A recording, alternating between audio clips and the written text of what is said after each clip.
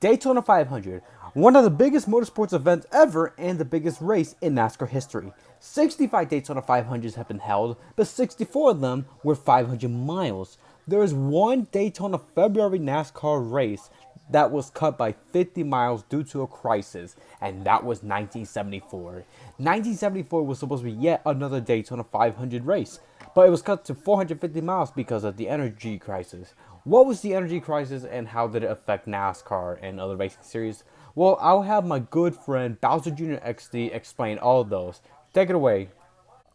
By the early 1970s, American oil consumption, in the form of gasoline and other products, was rising even as domestic oil production was declining, leading to an increased dependence on oil imported from abroad.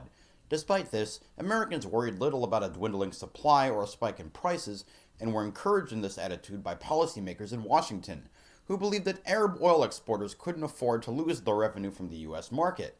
These assumptions were demolished in 1973, when an oil embargo imposed by members of the Organization of Petroleum Exporting Countries, OPEC, led to fuel shortages and sky-high prices throughout most of the decade. There were several fuel crisis episodes in NASCAR history, but none as significant as in 1974, when the sanctioning body chose to reduce the length of several races by 10% or more to, in essence, save fuel or conserve energy. The 1974 Daytona 500 saw the race scaled back to 180 laps, thus adhering to requests by the federal government to help give a good example of fuel conservation to the public who followed NASCAR. Despite the race being 180 laps and only 450 miles, sources say that the race was still 200 laps and 500 miles, but the first 20 laps were not scored. However, conserving fuel is what NASCAR faced. Things went from bad to worse in late 1973 and on into early 1974 when OPEC decided in October to stop exporting oil to the US, Japan, and Europe, prompting severe fuel rationing and forcing the government to lean heavily on NASCAR to do its fair share by cutting normal lengths of specific races. As it turned out, due in part to its conservation efforts, NASCAR actually wound up saving over 30% of its fuel/oil consumption in 1974 over 1973. And the restrictions placed on it by the government were eventually lifted, and race lengths were returned to the normal distances in the second half of 1974. So, that is the brief history of the energy crisis and how it affected NASCAR during the energy crisis. So, how about the racing itself? 1 week before the Daytona 500, ABC Sports announced that they will televise the second half of the Great American Race live while recapping the opening laps of the event. Keith Jackson would be play-by-play, Jackie Stewart will provide color commentary, and Christy Conamacki will be a pit road reporter for the race. David Pearson will start on the pole alongside with Richard Petty. The notable drivers who will make their Daytona 500 debut were Lenny Pond and Richard Childress. Drivers who most notably made their only 500 starts were L.D. Onger, Dick Simon, and Tony Benhausen Jr. And the drivers who made their last ever Daytona 500 starts were Bobby Isaac and Gary Benhausen.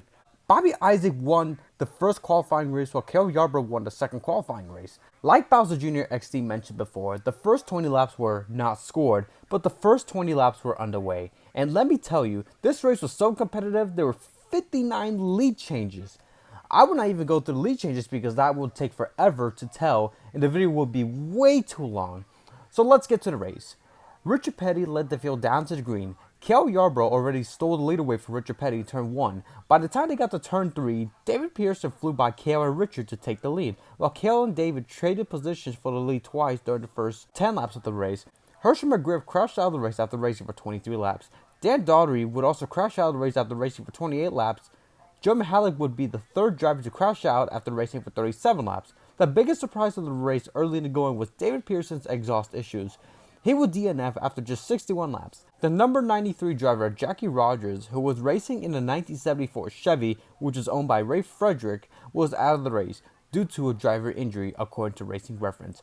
I'm not sure if he was in a crash or was injured during the race. I don't know, but all I know was that he finished 31st at the race for 89 laps.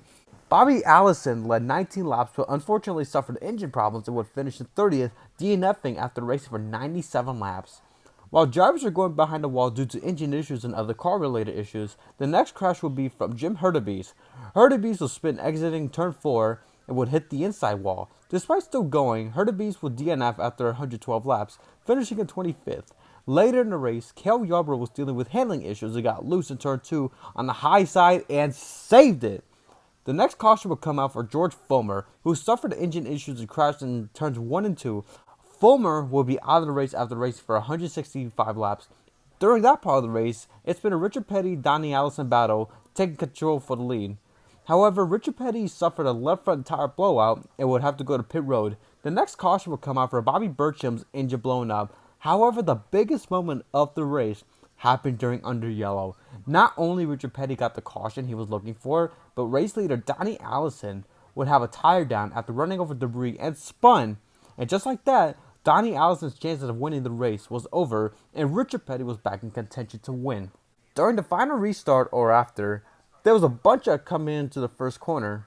Somehow, everybody made it through, except for the number 05 of David Sisko. He would be the victim and spun. Richard Brooks would have suspension issues during the closing laps of the race. After dominating the race by leading 74 laps, going head to head, having a tire blowout, Donnie's misfortunes after leading 41 laps and having some luck on his side, Richard Petty would win the 1974 Daytona 450.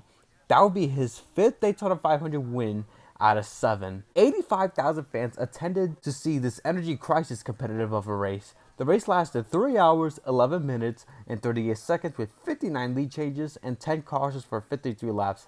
As of this episode, the 1974 edition of the Great American Race was the only time the Daytona 500 was shortened. So that is going to do it for this episode of Racing Stories. If there's some things I got wrong, feel free to tell me in the comments below. A lot of help would be appreciated. Thank you. And I just want to say thank you, Bowser Jr. XD, for being featured in this episode. And I just want to say thank you guys so much for watching this episode of Racing Stories. This is the Empress 2000 signing off. Goodbye, everybody.